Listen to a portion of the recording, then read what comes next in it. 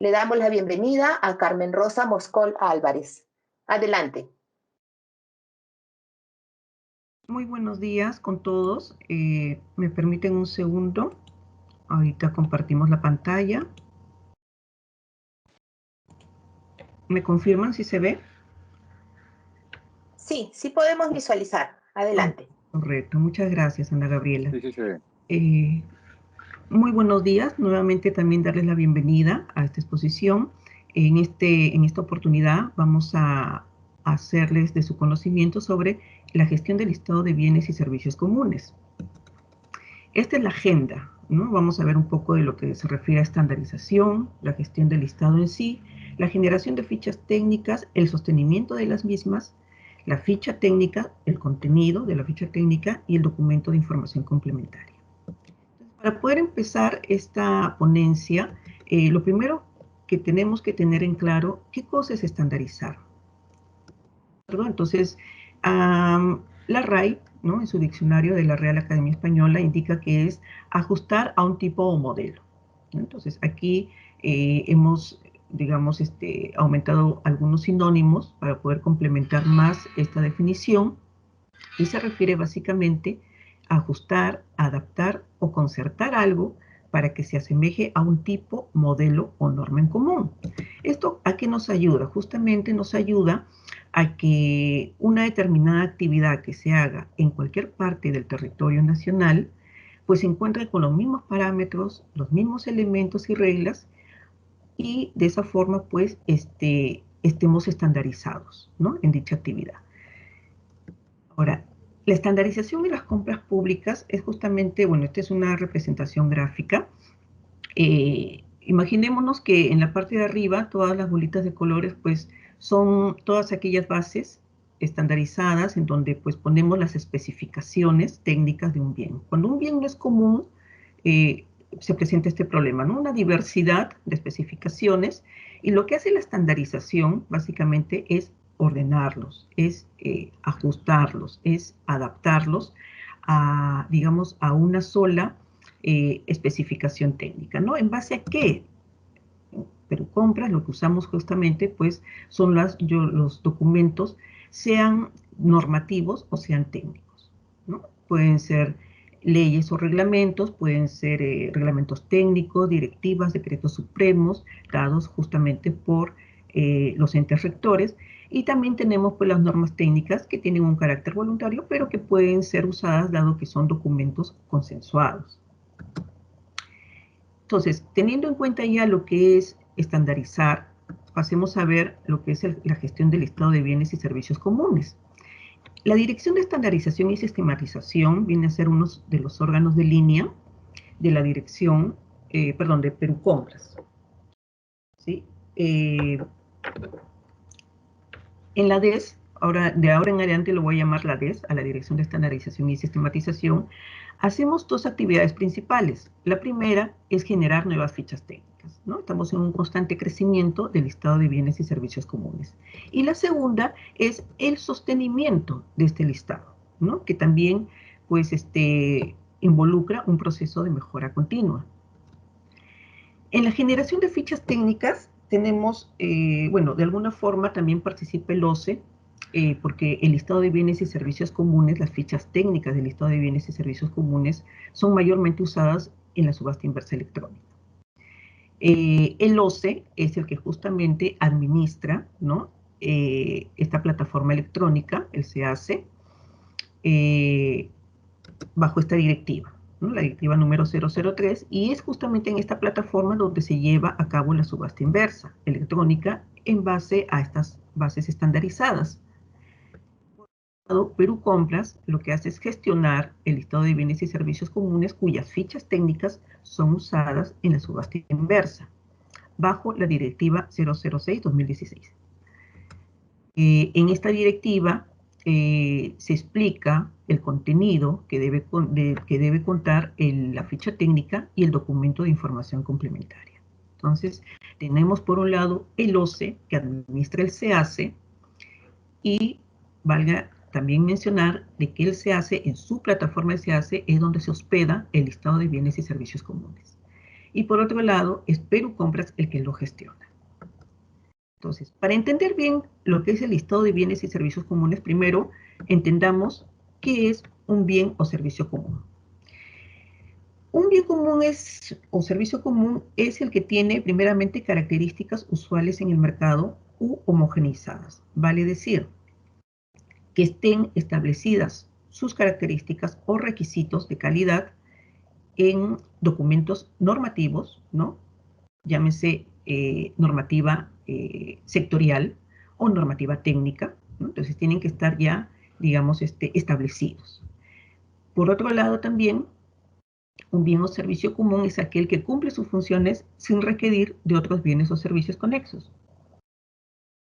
Doy un ejemplo, el aire acondicionado, por ejemplo, ¿no? El aire acondicionado requiere pues de un servicio de instalación, de puesta en marcha, mantenimientos, también de accesorios que son consumibles, entonces no puede ser un bien común.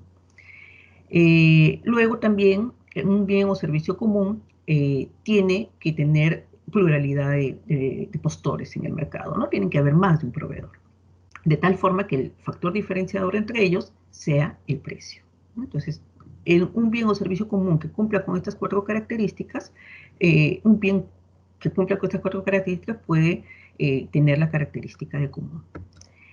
La generación de nuevas fichas técnicas parte de una propuesta, ¿no? Esta propuesta puede venir de una entidad, de un gremio, de una empresa, es decir, de cualquier parte interesada, ¿no? de ese sector por referencia al bien. Incluso también puede venir del mismo Perú Compras, ¿no? Porque nosotros estamos en constante evaluación de lo que demanda el Estado.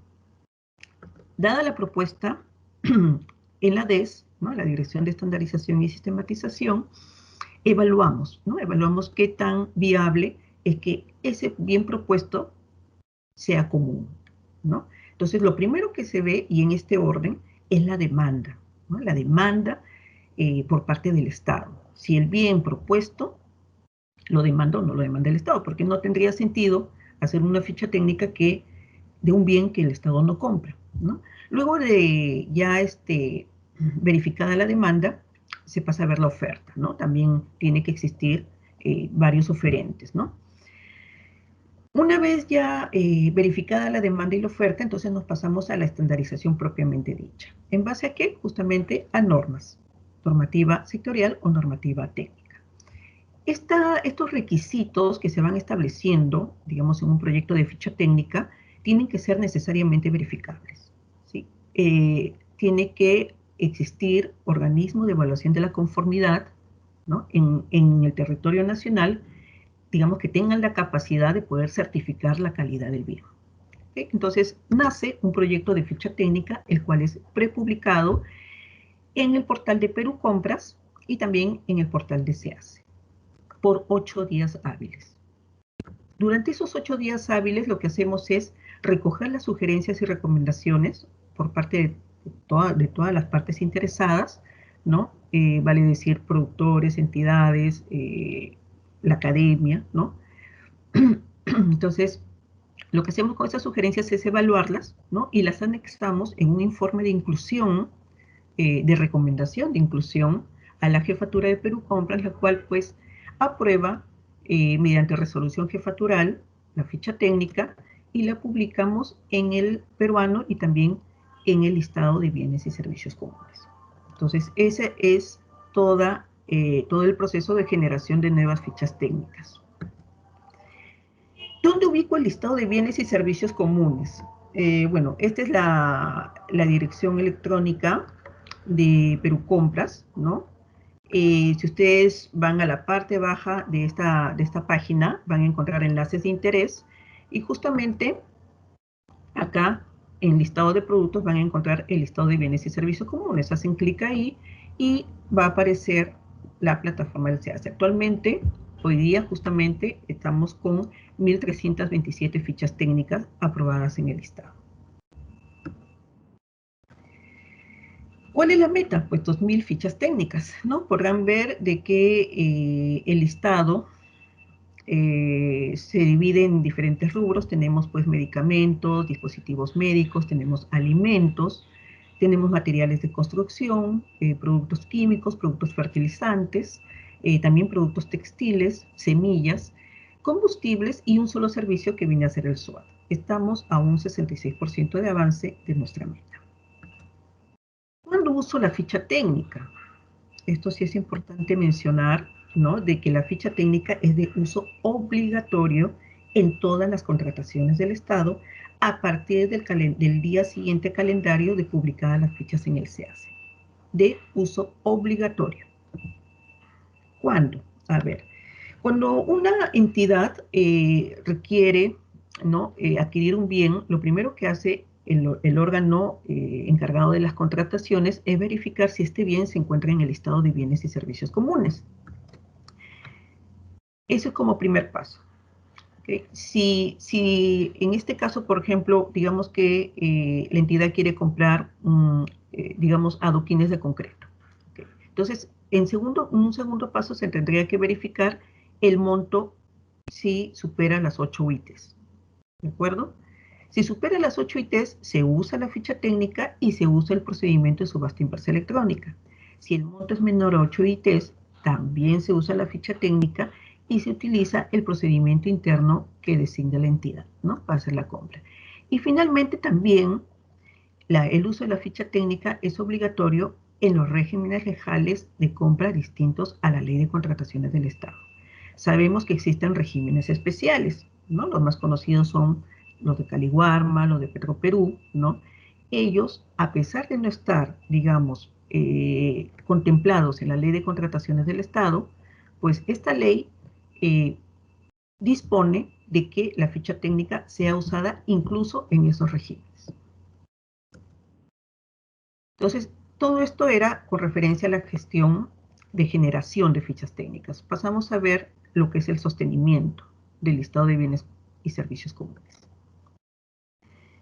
¿En qué consiste este sostenimiento? Consiste pues en una revisión total, ¿no? De todas las fichas técnicas al 100% una vez al año, ¿no? Y, por ejemplo, por favor, cierren su micrófono. Gracias. Entonces, decía de que esta revisión es a todas las fichas técnicas vigentes que se cierran al 31 de diciembre del año anterior. Entonces, ¿qué significa esto? Que en este presente año 2021 se va a hacer la revisión de 1.309 fichas técnicas que fueron las vigentes al año 2021. ¿No? Actualmente tenemos 1.327, entonces en lo que va del año ya vamos incluyendo 18 fichas técnicas. ¿En qué consiste esta revisión? Justamente en revisar nuevamente que las normas, los reglamentos técnicos, o sea, todas las normas que se referencien en la ficha técnica, hay que verificar su vigencia, ¿sí? Si hay algún cambio de pronto de edición. También se verifica la demanda, ¿no? En algún momento, bueno, mejor dicho, al momento de la inclusión del bien, se verificó esto, pero digamos que a través del tiempo esta demanda puede cambiar, por eso también se verifica, ¿no? Y se verifica desde 3 años antes, ¿no? Si se sigue manteniendo esta demanda, al igual que el mercado, ¿no? Los oferentes también deben mantenerse. Y finalmente también tendríamos que verificar si los organismos de evaluación de la conformidad siguen contando con la competencia o la capacidad de poder evaluar los requisitos de calidad de las fichas técnicas. ¿Okay? Entonces, esto también merece pues un proceso técnico participativo en el sentido de que se hacen mesas, ¿no? En donde se proponen pues las mejoras y también se le da la oportunidad, sobre todo a los usuarios, a las entidades que son los usuarios directos de estas fichas técnicas, a que, digamos, opinen, ¿no? Con referencia al contenido. Entonces, todo este conjunto de actividades, ¿qué significa? Significa el reconfirmar si el bien o servicio mantiene su característica de común. ¿De acuerdo? Entonces, esta actividad pues nos puede llevar a 3 conclusiones diferentes, ¿no? Podemos concluir de que la ficha técnica tiene que ser actualizada, ¿sí? De pronto por alguna mejora o por algún cambio en la normativa. También puede ser de que la ficha técnica no requiera de ninguna modificación, por lo tanto permanece igual. Y también puede haber el caso de que se excluya, ¿no? Si en alguno de estos puntos, ¿no? Los 4 puntos que mencioné, digamos, se haya perdido esa condición, ¿no? Les doy un ejemplo. En diciembre del año pasado se excluyó la ficha técnica del petróleo industrial número 5. ¿Por qué? Porque el mercado, ¿no? Solamente ofrecía un solo proveedor, que era Petroperú, ¿no? Entonces Petroperú en su página indica de que el petróleo industrial número 5 incluso lo fabrica a pedido, ¿no? Entonces no es un, digamos, no es un bien que lo tenga en stock. Entonces, por lo tanto, se tuvo que excluir, porque al no tener oferta perdió su condición de común. Entonces, pasemos a ver lo que es la ficha técnica.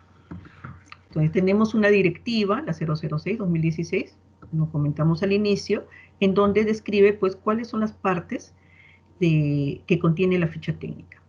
Y básicamente se refiere a características generales y específicas del bien, ¿no? Este es un formato de la ficha técnica.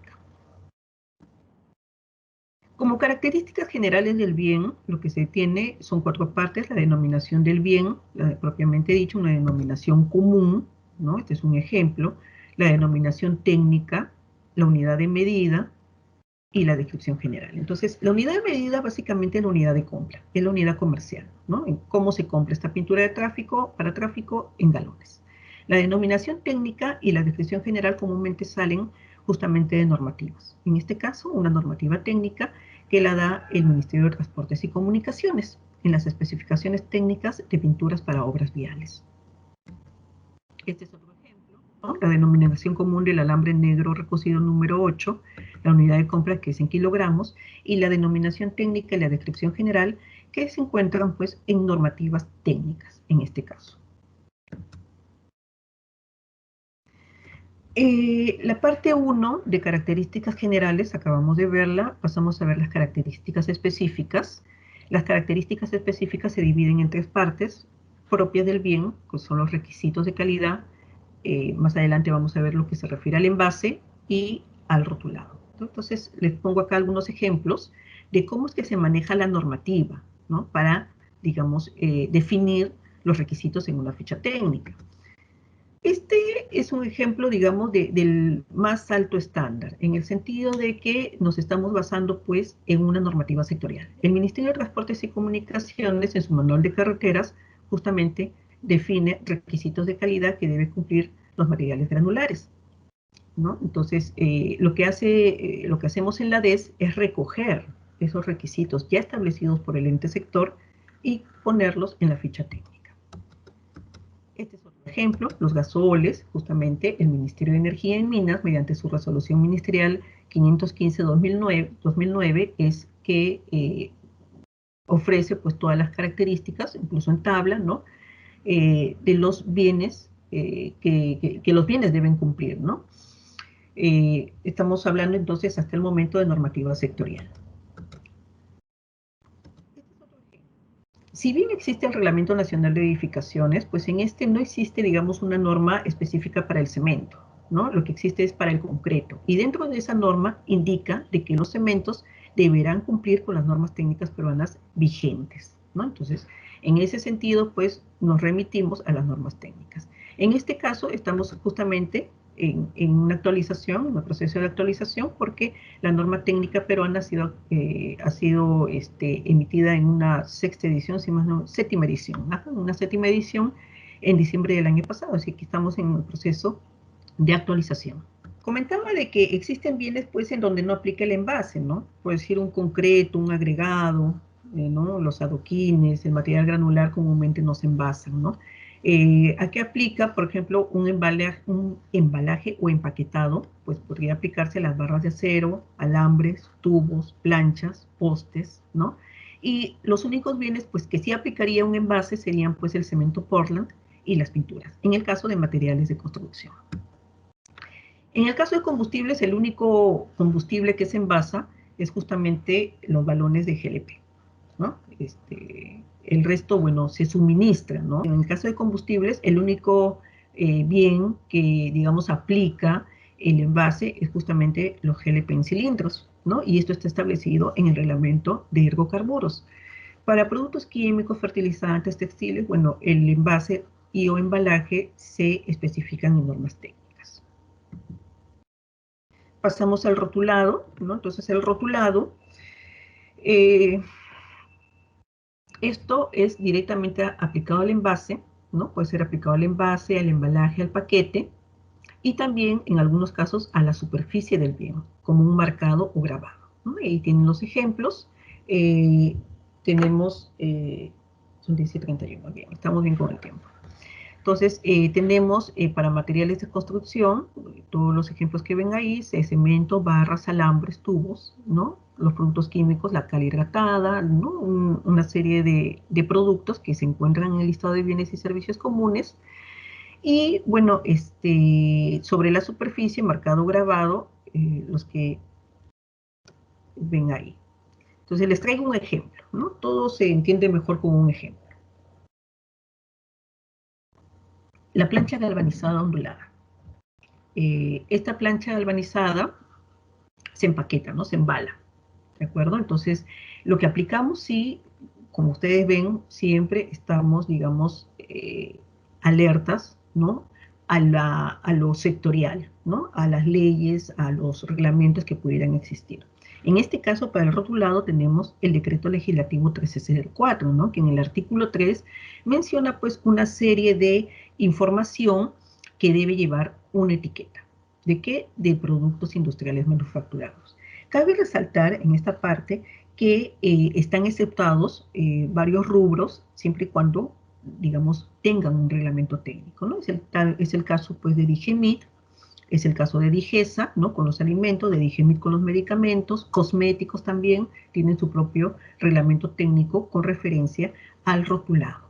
Entonces, ahora, también cabe indicar, pues, de que este artículo 3 digamos, es bastante general, ¿no? Y definitivamente, pues, cada bien tiene sus particularidades, ¿no? En este caso, la plancha galvanizada, por ejemplo, tiene un tema, pues, de información sobre el espesor, el ancho y el largo, la calamina. También el recubrimiento que tiene de zinc, ¿no? Porque es una plancha galvanizada, ¿no? El número de lote o colada, ¿no? Que esos 4 últimos puntos que ven ahí en ese listadito no los especifica el decreto legislativo, obviamente, ¿no? Porque es, digamos, para el caso particular de una plancha galvanizada. Entonces, este decreto legislativo siempre va a ir complementado con lo que indique la normativa técnica, ¿sí? Normativa sectorial complementado con la normativa técnica que es puntual para un determinado bien.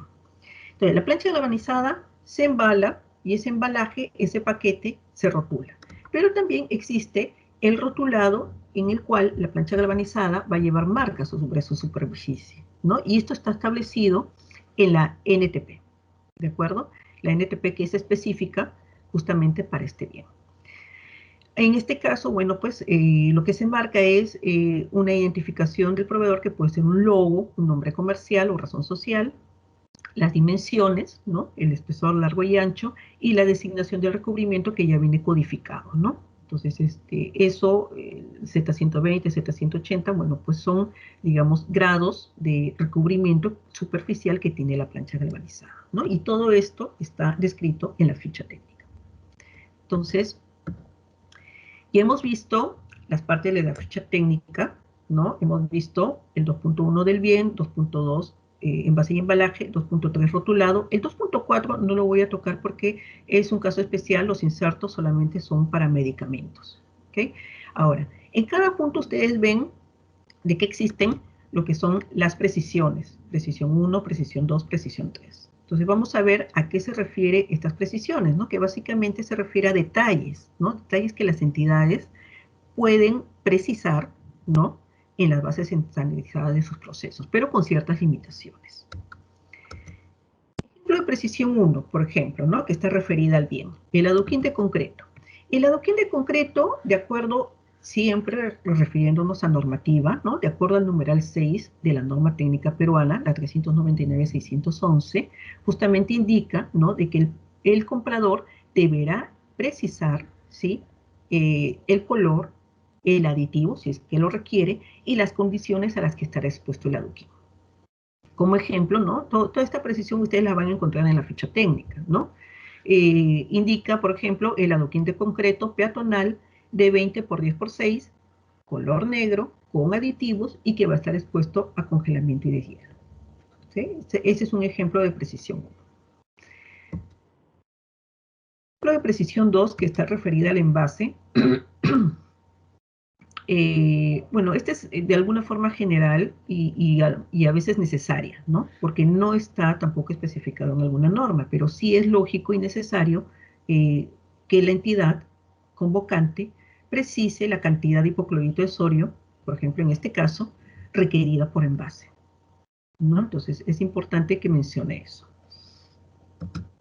El ejemplo de precisión 3 referida al rotulado, ¿no? Pero, perdón, en la precisión 2, eso sí hay que recalcar, ¿sí? Siempre que se haya verificado que estas características aseguren la pluralidad de postores, ¿sí? No vaya a ser de que yo solicite, ¿no? Un envase, digamos, de una cantidad, ¿no? Ponte, no sé, se me ocurre, ¿no? De 10,5 litros, ¿de acuerdo? Y que en el mercado un solo proveedor tenga ese tipo de envase, ¿no?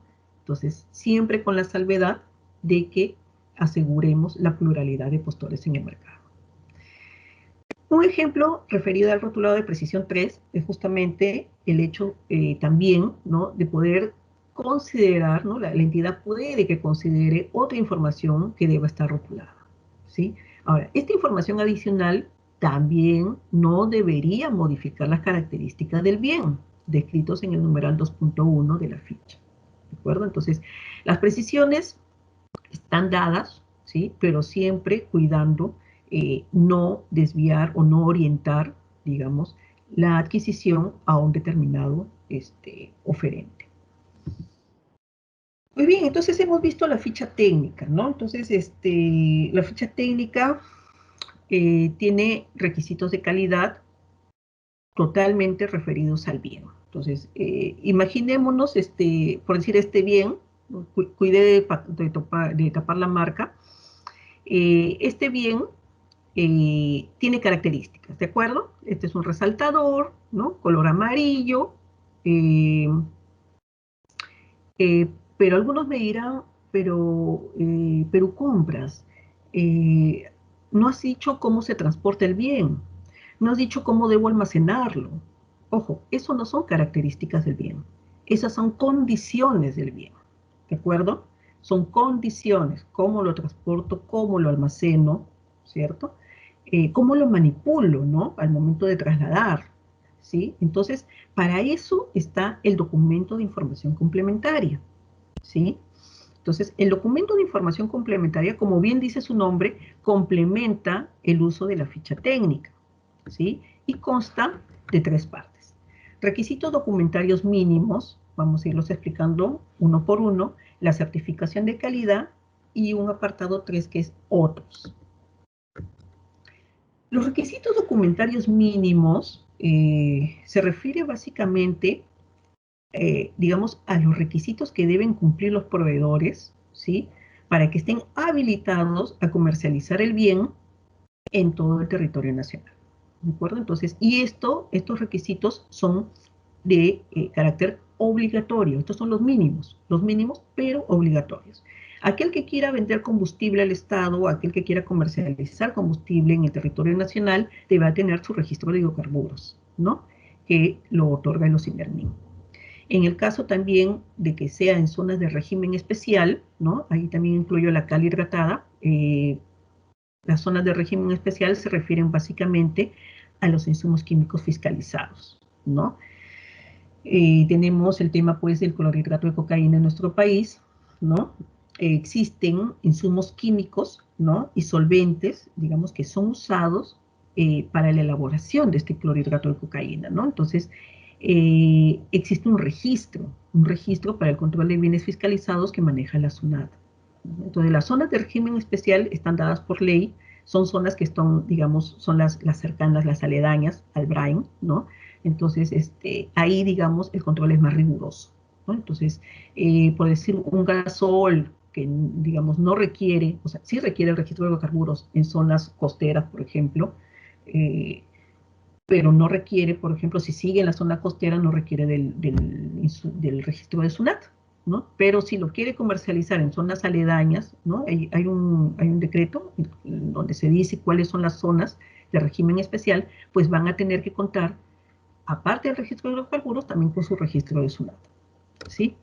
Otro caso es el de agregados, arena fina y gruesa, la arena silicia y el carbón activado granular, ¿no? En que puede, digamos, tener actividades de exploración y explotación, ¿sí? Entonces, en este punto, las direcciones regionales o el órgano que haga sus veces van a tener, eso también, el órgano que haga sus veces incluye pues a municipalidades, ¿no? Va a depender de cada región a quién asignan esta labor, ¿no? Entonces tienen que tener una autorización para estas actividades, si es que la hicieron, ¿no? Y bajo esos procedimientos. Y también los productos químicos para el tratamiento de agua de consumo humano, ¿no? Deben contar con un registro sanitario de desinfectantes y otros insumos de tratamiento de agua. Esto lo emite DIGESA. También existen otros, como pues el registro sanitario de DIGEMIT, ¿no? Para los medicamentos, también el registro sanitario que emite DIGESA para todo lo que son alimentos, ¿no? También existen esos. La parte 2 es con referencia a la certificación de calidad del bien. Esto está íntimamente relacionado con la ficha. ¿Por qué? Porque todas las características que estén en la ficha deberían aparecer acá, ¿no? O sea, en este sentido, por ejemplo, este numeral 5.1, que es de muestreo del hipoclorito de sodio, en esta norma, ¿no? Se aplica para, digamos, para poder sacar las muestras para hacer los ensayos, ¿no? Los ensayos o pruebas. Y en el numeral 7 de la misma norma, pues se describen todos los métodos de ensayo que hay que seguir para verificar los requisitos de calidad que se han establecido en la ficha técnica. Entonces, esta es la parte de certificación de calidad del bien. Seguimos en la parte 2, ¿no? Con referencia a otras precisiones, pues acá básicamente está referido a los organismos de evaluación de la conformidad, ¿no? Vamos de más a menos, ¿no? Lo más alto que podríamos exigir, pues, es un certificado de conformidad al producto, o un certificado de inspección, en el caso de alimentos, por ejemplo, ¿no? Y acá también se involucra al Instituto Nacional de Calidad, ¿no? Porque ellos son el organismo, pues, digamos que acredita, ¿no?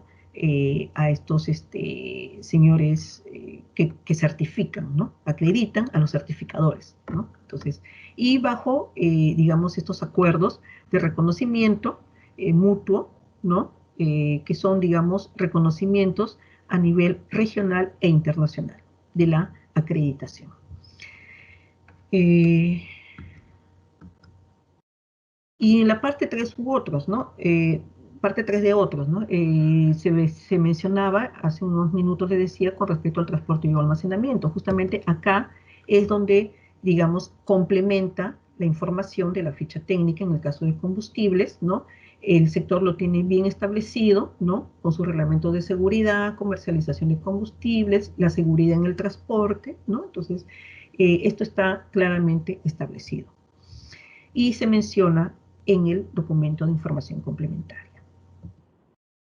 Otra información que puede haber es con respecto al almacenamiento. En este caso, pues, está descrito en normas técnicas, ¿no? Normas técnicas peruanas, cómo, digamos, se debe manipular y cómo se debe almacenar dichos productos. Entonces, hemos hablado de la ficha técnica y hemos hablado del documento de información complementaria. Aquí hay que tener en consideración algo muy importante: el uso simultáneo de estas herramientas. Perdón. ¿El uso simultáneo qué significa? Significa que si yo voy a usar la ficha técnica, por decir, del cemento Portland, pues tengo que usarla conjuntamente con mi documento de información complementaria. ¿De acuerdo? Este documento de información complementaria, si quiero enseñar dónde está, porque quiero que la idea quede bien clara, acá no se trata de que cada ficha técnica tenga un único documento de información complementaria. Los documentos de información complementaria son por rubro, ¿no?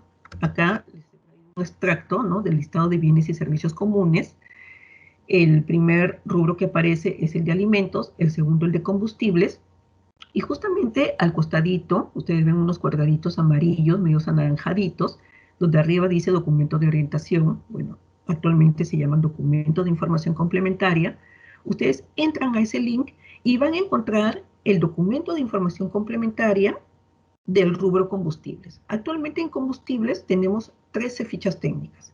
¿Qué significa? Que ese documento de información complementaria de ese rubro, haciendo clic en ese cuadradito amarillo, va a servir para los 13 bienes de combustibles, ¿no? Entonces, los documentos de información complementaria son por rubro. Por muy, digamos, extenso que sea, digamos, el rubro, pues si en alimentos tenemos más de 200 bienes, existe un solo documento de información complementaria para esos más de 200 bienes.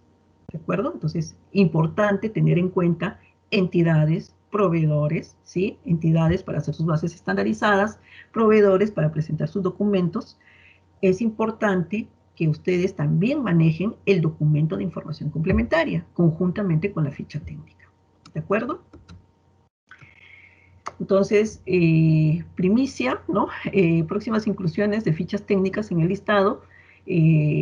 Por nuestra parte, bueno, tenemos combustibles, tenemos fertilizantes, tenemos materiales de construcción, ¿no? Entonces, también hay una serie de alimentos, de medicamentos, de textiles, ¿no? Que van a ser incluidos a lo largo del año, ¿no?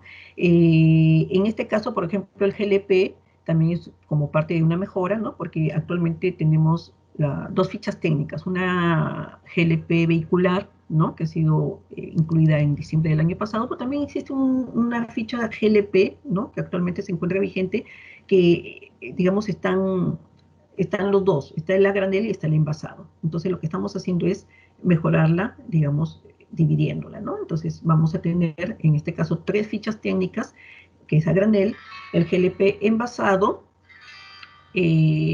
en sus 2 presentaciones, balón de 10 y de 45 kilos. Los fertilizantes es un nuevo pedido de Devida, ¿no?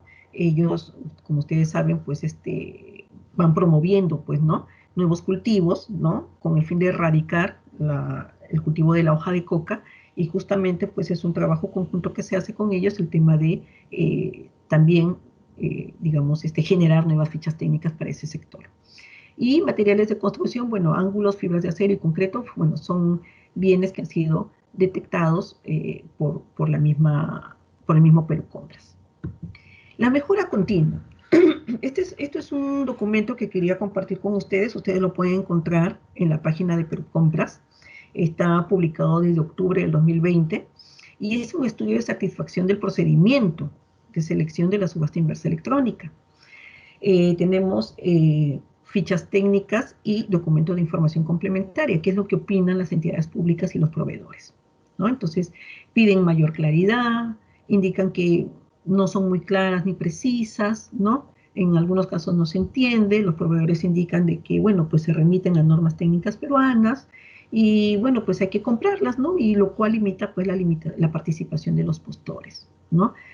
En caso del documento de información complementaria, pues falta mayor difusión. Pues, ¿no? Acá estamos haciendo la difusión, estamos orientándolos, donde pueden encontrar estos famosos DIC, ¿no? Dice que no los comprendo, no los ha visto, ¿no? Entonces, acá se recoge justamente todas las inquietudes, ¿no? Que puedan tener las entidades y los proveedores con respecto al manejo de estas herramientas, ¿no?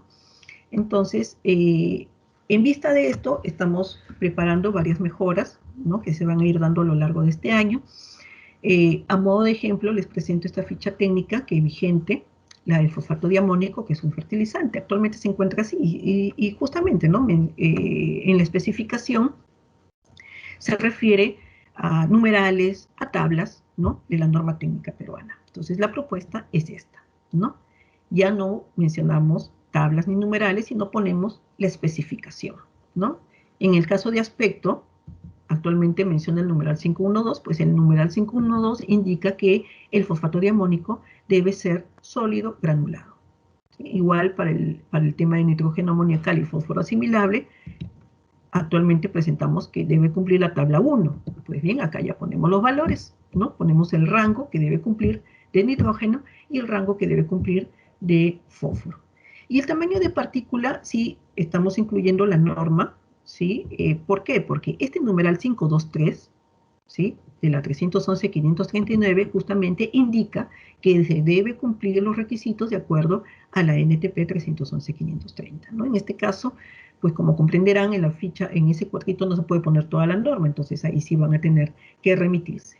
Y también estamos incluyendo una precisión, ¿no? Porque valga decir que el fosfato diamónico puede ser utilizado como fertilizante o como materia prima, ¿no? Entonces, en caso que sea como materia prima, pues el tamaño de partícula deberá ser convenido por las partes, ¿no? Y esto recogido también de la norma de referencia. Entonces, este mismo esquema de mejora se va a aplicar en todas estas fichas técnicas, ¿no? En materiales de construcción estamos mejorando las de cementos Portland, la familia de asfaltos también, en fertilizantes 2 fichas técnicas, y en los productos químicos, bueno, todo ese listado que encuentran ahí, ¿de acuerdo? Bien, entonces para finalizar, quisiera comentarles un poco sobre los beneficios, ¿no?, que tiene la estandarización y que lo hemos venido exponiendo pues, durante toda la presentación, ¿no? Predictibilidad, claro que sí. ¿Por qué? Porque, bueno, pues ya de antemano sabemos, las entidades ya tienen unas especificaciones establecidas, los proveedores ya saben qué cosa tienen que cumplir, entonces es bastante predictivo. Objetividad, claro que sí, porque ustedes no van a encontrar una ficha técnica, por decir que diga una característica solubilidad y que en la especificación diga altamente soluble, ¿no? Entonces, eso no van a encontrar. Ustedes van a encontrar un valor, van a encontrar una especificación clara y objetiva. Eficiencia, por supuesto. ¿Por qué? Porque estamos aminorando tiempos, ¿no? Convengamos, puede que las entidades les toma mucho tiempo de pronto establecer especificaciones, a veces se remiten de pronto de procedimientos anteriores, ¿no? Y eso pues no hace eficiente el proceso, ¿no? Transparencia, lo han visto durante el proceso de generación de fichas técnicas y durante el proceso mismo de sostenimiento, siempre estamos involucrando tanto entidades como a proveedores, ¿no? Todos están involucrados, todos conocen los documentos, incluso antes de que se aprueben, ¿no? Son publicados, son oficiados, ¿no? Y pueden opinar. Es totalmente transparente y claro que sí, promueve la competencia, ¿no? Al tener ya todo establecido, pues los proveedores se pueden preparar, pueden mejorar sus productos y el fin común, ¿no?, el fin primordial, que es para toda entidad del Estado, el ciudadano es el beneficiado en todo esto porque va a obtener bienes y servicios de alta calidad, ¿no? Entonces, se cumple el círculo de lo que son los beneficios de la estandarización y, obviamente, al ser todo esto transparente, ¿no?, al ser objetivo, eficiente, pues entonces, de alguna forma, estamos desviando pues los tratos bajo la mesa, ¿no?, y por supuesto la corrupción, ¿no?, en las compras públicas. Esto ha sido toda mi presentación. Acá les dejo el correo, ¿no?, para cualquier consulta, queja o duda, ¿no?